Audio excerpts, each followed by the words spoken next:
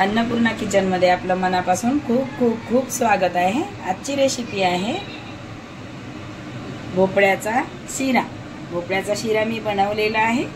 बघा, एक वेळा रेसिपी बनवून बघा आणि टेस्ट करून बघा। लागणारी सामग्री हे बघा, काजू बदामचा कूट घेतलेला आहे, साखर घेतलेली आहे, तूप घेतलेला आहे आणि विलायची पावडर ठेवलेला आहे। पॅन गरम झालेला आहे, त्यामध्ये बघा तूप घालत आहे।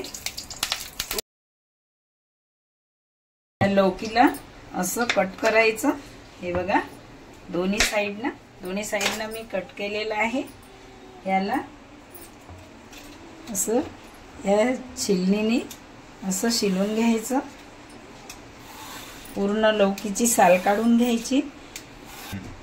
शिलून झालेली आहे। आता याला असं खिसायचं। खिसलेली आहे। हे बघा, यामध्ये हे भोपळ्याचा पेस्ट घातलेला आहे। हे बघा, भोपळ्याचा खीस घातलेला आहे। त्याला मस्त असं छान होऊ द्यायचं। थोडं तेलामध्ये नरम होऊ द्यायचं तुपामध्ये। त्यामध्ये काजू बदामचं पावडर घातलेलं आहे। याची पावडर, विलायची आणि जायफळ हे पावडर 1 चम्मच घातलेला आहे। दूध घालत आहे, 1 वाटी दूध घातलेला आहे। याला मस्त छान होऊ द्यायचं। यामध्ये दूध पूर्णपणे आटू द्यायचं।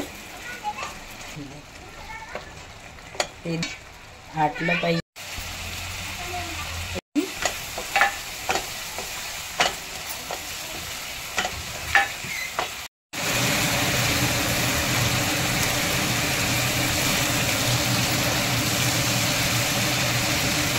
हलवा तयार आहे, रेडी आहे। याला काढून घेत आहे। काजू बदामचे कूट टाकलेला आहे वरतून। रेडी झालेली आहे डिश। छान मस्त टेस्टी हलवा झाला। पुरी सोबत खायचा।